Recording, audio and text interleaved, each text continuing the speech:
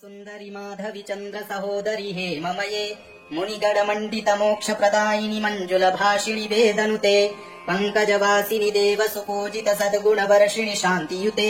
जय जय हे मधुसूदन कामिनि आदिलक्ष्मि सदपालय माम् अहिकलिकल्मषनाशिनि कामिनि वैदिकरूपिणि वेदमये क्षीरसमुद्भव मङ्गलरूपिणि मन्त्रनिवासिनि मन्त्रनुते मङ्गलदायिनि अम्बुजवासिनि देवगणाश्रितपादयुते जय जय हे मधुसूदन कामिनि धान्यलक्ष्मि सदपालय माम् जय वरवर्णिनि वैष्णवि भार्गवि मन्त्रस्वरूपिणि मन्त्रमये सुरगणपूजित शीघ्रफलप्रद ज्ञान विकासिनि शास्त्रनुते भवभयहारिणि पाप विमोचनि साधु जनाश्रित पादयुते जय जय हे मधुसूदन कामिनि धैर्यलक्ष्मि सदपालय माम् जय जय दुर्गतिनाशिनि कामिनि सर्वफलप्रद शास्त्रमये रथ गज तुरग पदादि समावृत परिजन मण्डित लोकनुते हरिहर ब्रह्म सुपूजित सेवित ताप निवारिणि पादयुते जय जय हे मधुसूदन कामिनि गजलक्ष्मि रूपेण पालय माम् अहि खगवाहिनि मोहिनि चक्रिणि राग विवर्धिनि ज्ञानमये गुणगणवारिधि लोकहितैषिणि स्वर सप्त विभूषित गाननुते सकल सुरासुर देव मुनीश्वर मानव वन्दित पादयुते जय जय हे मधुसूदन कामिनि सन्तान लक्ष्मि त्वं पालय माम् जय कमलासनि सद्गतिदायिनि ज्ञान विकासिनि गानमये अनुदिनमर्चित कुङ्कुमधूसर भूषित वासित वाद्यनुते कनकधरा स्तुति वैभव वन्दित शङ्कर देशिक मान्यपदे जय जय हे मधुसूदन कामिनि विजय लक्ष्मि सदपालय माम् प्रणत सुरेश्वरि भारति भार्गवि शोक विनाशिनि रत्नमये मणिमय भूषित कर्ण विभूषण शान्ति समावृत हास्य मुखे नवनिधिदायिनि कलिमलहारिणि कामित फलप्रद हस्तयुते जय जय हे मधुसूदन कामिनि विद्यालक्ष्मि सदपालय माम् धिमि धिमि धिम् धिमि धिम् धिमि धिम् धिमि दुन्दुभिनाद सुपूर्णमये घुम घुम घुम् घुम घुम् घुम घुम् घुम शङ्खनिनाद सुवाद्यनुते वेद पुराणेतिहास सुपूजित वैदिक मार्ग प्रदर्शयुते जय जय हे मधुसूदन कामिनि धनलक्ष्मि रूपेण पालय माम् सुमनस वन्दित सुन्दरि माधवि चन्द्र सहोदरि हे ममये मुनिगणमण्डित मोक्षप्रदायिनि मञ्जुलभाषिणि वेदनुते पङ्कजवासिनि देव सुपूजित सद्गुणवर्षिणि शान्तियुते जय जय हे मधुसूदन कामिनि आदिलक्ष्मि सदपालय माम् अहिकलिकल्मषनाशिनि कामिनि वैदिकरूपिणि वेदमये क्षीरसमुद्भव मङ्गलरूपिणि मन्त्रनिवासिनि मन्त्रनुते मङ्गलदायिनि अम्बुजवासिनि देवगणाश्रित पादयुते जय जय हे मधुसूदन कामिनि धान्यलक्ष्मि सदपालय माम् जय वरवर्णिनि वैष्णवि भार्गवि मन्त्रस्वरूपिणि मन्त्रमये सुरगणपूजित शीघ्रफलप्रद ज्ञान विकासिनि शास्त्रनुते भवभयहारिणि पाप विमोचनि साधु जनाश्रित पादयुते जय जय हे मधुसूदन कामिनि धैर्यलक्ष्मि सदपालय माम् जय जय दुर्गतिनाशिनि कामिनि सर्वफलप्रद शास्त्रमये रथ गज तुरग पदादि समावृत परिजन मण्डित लोकनुते हरिहर ब्रह्म सुपूजित सेवित ताप निवारिणि पादयुते जय जय हे मधुसूदन कामिनि गजलक्ष्मि रूपेण पालय माम् अहि खगवाहिनि मोहिनि चक्रिणि राग विवर्धिनि ज्ञानमये गुणगणवारिधि लोकहितैषिणि स्वर सप्त विभूषित गाननुते सकल सुरासुर देव मुनीश्वर मानव वन्दित पादयुते जय जय हे मधुसूदन कामिनि सन्तान लक्ष्मि त्वं पालय माम् जय कमलासनि सद्गतिदायिनि ज्ञान विकासिनि गानमये अनुदिनमर्चित कुङ्कुमधूसर भूषित वासित वाद्यनुते कनकधरा स्तुति वैभव वन्दित शङ्कर देशिक मान्यपदे जय जय हे मधुसूदन कामिनि विजय लक्ष्मि सदपालय माम् प्रणत सुरेश्वरि भारति भार्गवि शोक विनाशिनि रत्नमये मणिमय भूषित कर्ण विभूषण शान्ति समावृत हास्य मुखे नवनिधिदायिनि कलिमलहारिणि कामित फलप्रद हस्तयुते जय जय हे मधुसूदन कामिनि विद्यालक्ष्मि सदपालय माम् धिमि धिमि धिम् धिमि धिम् धिमि धिम् धिमि दुन्दुभिनाद सुपूर्णमये घुम घुम घुम् घुम घुम् घुम घुम् घुम शङ्खनिनाद सुवाद्यनुते वेद पुराणेतिहास सुपूजित वैदिक मार्ग प्रदर्शयुते जय जय हे मधुसूदन कामिनि धनलक्ष्मि रूपेण पालय माम् सुमनस वन्दित सुन्दरि माधवि चन्द्र सहोदरि हे ममये मुनिगणमण्डित मोक्षप्रदायिनि मञ्जुलभाषिणि वेदनुते पङ्कजवासिनि देव सुपूजित सद्गुणवर्षिणि शान्तियुते जय जय हे मधुसूदन कामिनि आदिलक्ष्मि सदपालय माम् अहि कलिकल्मषनाशिनि कामिनि वैदिकरूपिणि वेदमये क्षीरसमुद्भव मङ्गलरूपिणि मन्त्रनिवासिनि मन्त्रनुते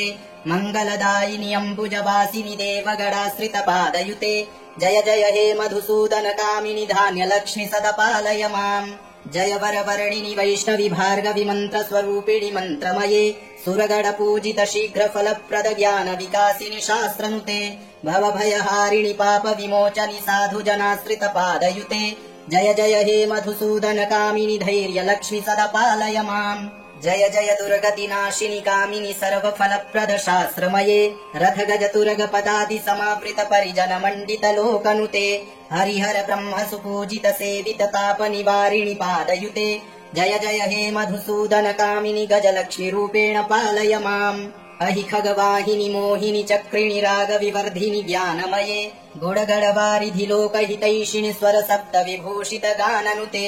सकल सुरासुर देव मुनीश्वर मानव वन्दित पादयुते जय जय हे मधुसूदन कामिनि सन्तान लक्ष्मि त्वं पालय माम् जय कमलासनि सद्गतिदायिनि ज्ञान विकासिनि गानमये अनुदिनमर्चित कुङ्कुमधूसर भूषित वासित वाद्यनुते कनकधरा स्तुति वैभव वन्दित शङ्कर देशिक मान्यपदे जय जय हे मधुसूदन कामिनि विजय लक्ष्मि सदपालय माम् प्रणत सुरेश्वरि भारति भार्गवि शोक विनाशिनि रत्नमये मणिमय भूषित कर्ण विभूषण शान्ति समावृत हास्य मुखे नवनिधिदायिनि कलिमलहारिणि कामित फलप्रद हस्तयुते जय जय हे मधुसूदन कामिनि विद्यलक्ष्मि सदपालय माम् धिमि धिमि झिम् धिमि धिम् धिमि धिम् धिमि दुन्दुभिनाद सुपूर्णमये घुम घुम घुम् घुम घुम् घुम घुम् घुम शङ्खनिनाद सुवाद्यनुते वेद पुराणेतिहास सुपूजित वैदिक मार्ग प्रदर्शयुते जय जय हे मधुसूदन कामिनि धनलक्ष्मि रूपेण पालय माम् सुमन सवन्दित सुन्दरि माधवि चन्द्र सहोदरि हे ममये मुनिगण मण्डित मोक्ष प्रदायिनि मञ्जुल भाषिणि वेदनुते पङ्कजवासिनि देव सुपूजित सद्गुणवर्षिणि शान्तियुते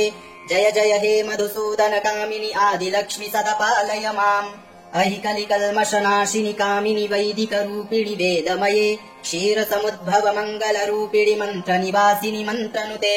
मङ्गलदायिनि अम्बुजवासिनि देवगणाश्रित पादयुते जय जय हे मधुसूदन कामिनि धान्यलक्ष्मि सदपालय माम् जय वरवर्णिनि वैष्णवि भार्गवि मन्त्रस्वरूपिणि मन्त्रमये सुरगणपूजित शीघ्रफलप्रद ज्ञान विकासिनि शास्त्रनुते भवभयहारिणि पाप विमोचनि साधुजनाश्रित पादयुते जय जय हे मधुसूदन कामिनि धैर्यलक्ष्मि सदपालय माम् जय जय दुर्गतिनाशिनि कामिनि सर्वफलप्रद शास्त्रमये रथ गज तुरग पदादि समावृत परिजन मण्डित लोकनुते हरिहर ब्रह्म सुपूजित सेवित ताप निवारिणि पादयुते जय जय हे मधुसूदन कामिनि गजलक्ष्मि रूपेण पालय माम् अहि खगवाहिनि मोहिनि चक्रिणि राग विवर्धिनि ज्ञानमये गुणगणवारिधि लोकहितैषिणि स्वर सप्त विभूषित गाननुते सकल सुरासुर देव मुनीश्वर मानव वन्दित पादयुते जय जय हे मधुसूदन कामिनि सन्तान लक्ष्मि त्वं पालय माम् जय कमलासनि सद्गतिदायिनि ज्ञान विकासिनि गानमये अनुदिनमर्चित कुङ्कुमधूसर भूषित वासित वाद्यनुते कनकधरा स्तुति वैभव वन्दित शङ्कर देशिक मान्यपदे जय जय हे मधुसूदन कामिनि विजय लक्ष्मि सदपालय माम् प्रणत सुरेश्वरि भारति भार्गवि शोक विनाशिनि रत्नमये मणिमय भूषित कर्ण विभूषण शान्ति समावृत हास्य मुखे नवनिधिदायिनि कलिमलहारिणि कामित फलप्रद हस्तयुते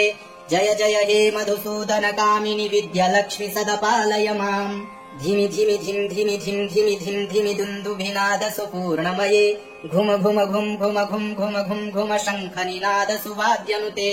वेद पुराणेतिहास सुपूजित वैदिक मार्ग प्रदर्शयुते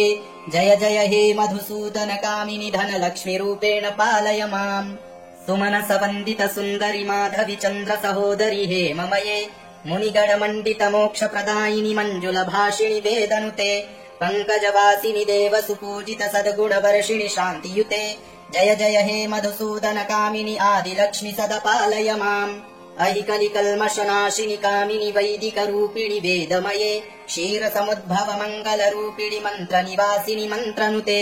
मङ्गलदायिनि अम्बुजवासिनि देवगणाश्रितपादयुते जय जय हे मधुसूदन कामिनि धान्यलक्ष्मि सदपालय माम् जय वरवर्णिनि वैष्णवि भार्गवि मन्त्रस्वरूपिणि मन्त्रमये सुरगणपूजित शीघ्रफलप्रद ज्ञान विकासिनि शास्त्रनुते भवभयहारिणि पाप विमोचनि साधु जनाश्रित पादयुते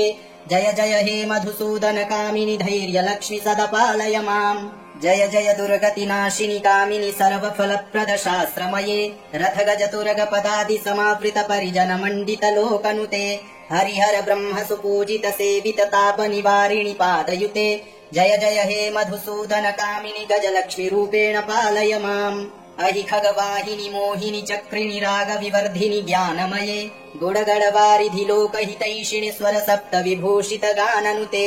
सकल सुरासुर देव मुनीश्वर मानव वन्दित पादयुते जय जय हे मधुसूदन कामिनि सन्तान लक्ष्मि त्वं पालय माम् जय कमलासनि सद्गतिदायिनि ज्ञान विकासिनि गानमये अनुदिनमर्चित कुङ्कुमधूसर भूषित वासित वाद्यनुते कनकधरा स्तुति वैभव वन्दित शङ्कर देशिक मान्यपदे जय जय हे मधुसूदन कामिनि विजय लक्ष्मि सदपालय माम् प्रणत सुरेश्वरि भारति भार्गवि शोक विनाशिनि रत्नमये मणिमय भूषित कर्ण विभूषण शान्ति समावृत हास्य मुखे नवनिधिदायिनि कलिमलहारिणि कामित फलप्रद हस्तयुते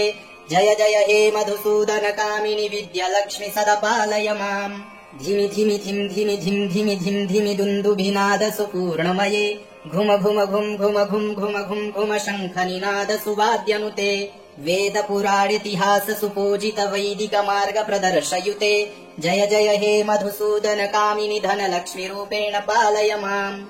सुमनस वन्दित सुन्दरि माधवि चन्द्र सहोदरि हे ममये मुनिगण मण्डित मोक्ष प्रदायिनि मञ्जुल भाषिणि वेदनुते पङ्कजवासिनि देव सुपूजित सद्गुण वर्षिणि शान्तियुते जय जय हे मधुसूदन कामिनि आदिलक्ष्मि सदपालय माम् अहि कलिकल्मषनाशिनि कामिनि वैदिक रूपिणि वेदमये क्षीरसमुद्भव मङ्गलरूपिणि मन्त्रनिवासिनि मन्त्रनुते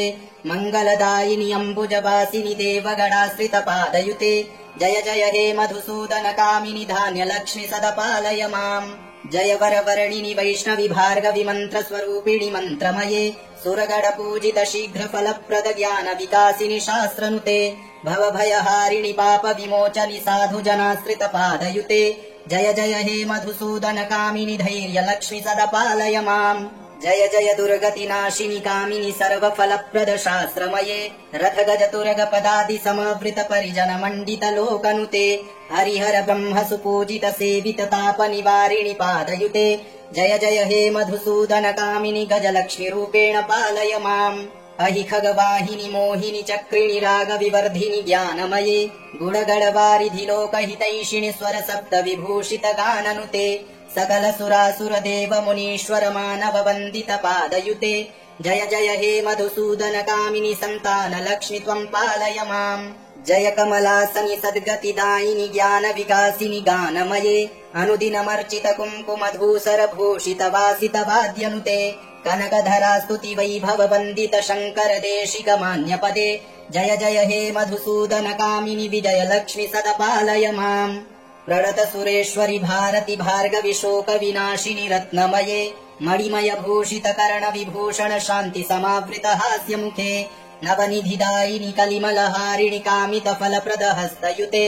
जय जय हे मधुसूदन कामिनि विद्यालक्ष्मि सदपालय माम् धिमि धिमि धिम धिमि धिम धिमि धिम धिमि दुन्दुभिनाद सुपूर्णमये घुम घुम घुम घुम घुम घुम घुम घुम शङ्खनिनाद सुवाद्यनुते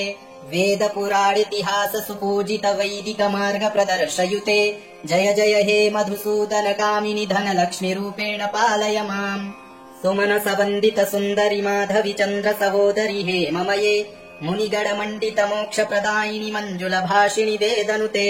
पङ्कजवासिनि देव सुपूजित सद्गुण वर्षिणि शान्तियुते जय जय हे मधुसूदन कामिनि आदिलक्ष्मि सदपालय माम् अहि कलिकल्मषनाशिनि कामिनि वैदिक रूपिणि वेदमये क्षीरसमुद्भव मङ्गलरूपिणि मन्त्रनिवासिनि मन्त्रनुते मङ्गलदायिनि अम्बुजवासिनि देवगणाश्रितपादयुते जय जय हे मधुसूदनकामिनि धान्यलक्ष्मि सदपालय माम् जय वरवर्णिनि वैष्णवि भार्गवि मन्त्रस्वरूपिणि मन्त्रमये सुरगणपूजित शीघ्रफलप्रद ज्ञान विकासिनि शास्त्रनुते भवभयहारिणि पापविमोचनि साधुजनाश्रितपादयुते जय जय हे मधुसूदनकामिनि धैर्यलक्ष्मि सदपालय माम् जय जय दुर्गतिनाशिनि कामिनि सर्वफलप्रद शास्त्रमये रथगजतुरगपदादि समावृत परिजन मण्डित लोकनुते हरिहर ब्रह्म सुपूजित सेवित ताप निवारिणि पादयुते जय जय हे मधुसूदनकामिनि गजलक्ष्मि रूपेण पालय माम् अहि खगवाहिनि मोहिनि चक्रिणि रागविवर्धिनि ज्ञानमये गुणगणवारिधि लोकहितैषिणि स्वर सप्त विभूषित गाननुते सकल सुरासुर देव मुनीश्वर मानव वन्दित पादयुते जय जय हे मधुसूदनकामिनि सन्तान लक्ष्मि त्वम् पालय माम् जय कमलासनि सद्गतिदायिनि ज्ञान विकासिनि गानमये अनुदिनमर्चित कुङ्कुमधूसर भूषित वासित वाद्यनुते कनकधरा स्तुति वैभव वन्दित शङ्कर देशिक मान्यपदे जय जय हे मधुसूदनकामिनि विजय लक्ष्मि सदपालय माम् प्रणत सुरेश्वरि भारति भार्गवि शोक विनाशिनि रत्नमये मणिमय भूषित कर्ण विभूषण शान्ति समावृत हास्य मुखे नवनिधिदायिनि कलिमलहारिणि कामित फलप्रद हस्तयुते जय जय हे मधुसूदनकामिनि विद्यालक्ष्मि सदपालय माम् धिमि धिमि धिम् धिमि धिम् धिमि धिम् धिमि दुन्दुभिनाद सुपूर्णमये घुम घुम घुम घुम घुम घुम घुम घुम शङ्खनिनाद सुवाद्यनुते वेद पुराणेतिहास सुपूजित वैदिक मार्ग प्रदर्शयुते जय जय हे मधुसूदनकामिनि धनलक्ष्मि रूपेण पालय माम् सुमनस वन्दित सुन्दरि माधवि चन्द्र सहोदरि हे ममये मुनिगणमण्डित मोक्षप्रदायिनि मञ्जुलभाषिणि वेदनुते पङ्कजवासिनि देव सुपूजित सद्गुणवर्षिणि शान्तियुते जय जय हे मधुसूदनकामिनि आदिलक्ष्मि सदपालय माम् अहि कलिकल्मषनाशिनि कामिनि वैदिक रूपिणि वेदमये क्षीरसमुद्भव मङ्गलरूपिणि मन्त्रनिवासिनि मन्त्रनुते मङ्गलदायिनि अम्बुजवासिनि देवगणाश्रितपादयुते जय जय हे मधुसूदनकामिनि धान्यलक्ष्मि सदपालय माम् जय वरवर्णिनि वैष्णवि भार्गवि मन्त्रस्वरूपिणि मन्त्रमये सुरगणपूजित शीघ्रफलप्रद ज्ञान विकासिनि शास्त्रनुते भवभयहारिणि पापविमोचनि साधुजनाश्रितपादयुते जय जय हे मधुसूदनकामिनि धैर्यलक्ष्मि सदपालय माम् जय जय दुर्गतिनाशिनि कामिनि सर्वफलप्रद शास्त्रमये रथगजतुरगपदादि समावृत परिजन मण्डित लोकनुते हरिहर ब्रह्म सुपूजित सेवित ताप निवारिणि पादयुते जय जय हे मधुसूदनकामिनि गजलक्ष्मि रूपेण पालय माम् अहि खगवाहिनि मोहिनि चक्रिणि रागविवर्धिनि ज्ञानमये गुणगणवारिधि लोकहितैषिणि स्वर सप्त विभूषित गाननुते सकल सुरासुर देव मुनीश्वर मानव वन्दित पादयुते जय जय हे मधुसूदनकामिनि सन्तान लक्ष्मि त्वम् पालय माम् जय कमलासनि सद्गतिदायिनि ज्ञान विकासिनि गानमये अनुदिनमर्चित कुङ्कुमधूसर भूषित वासित वाद्यनुते कनकधरा स्तुति वैभव वन्दित शङ्कर देशिक मान्यपदे जय जय हे मधुसूदनकामिनि विजय लक्ष्मि सदपालय माम् प्रणत सुरेश्वरि भारति भार्गवि शोक विनाशिनि रत्नमये मणिमय भूषित कर्ण विभूषण शान्ति समावृत हास्य मुखे नवनिधिदायिनि कलिमलहारिणि कामित फलप्रद हस्तयुते जय जय हे मधुसूदनकामिनि विद्यालक्ष्मि सदपालय माम् धिमि धिमि धिम् धिमि धिम् धिमि धिम् धिमि दुन्दुभिनाद सुपूर्णमये घुम घुम घुम घुम घुम घुम घुम घुम शङ्खनिनाद सुवाद्यनुते वेद पुराणेतिहास सुपूजित वैदिक मार्ग प्रदर्शयुते जय जय हे मधुसूदनकामिनि धनलक्ष्मि रूपेण पालय माम् इति श्री अष्टलक्ष्मी स्तोत्रम् सम्पूर्णम्।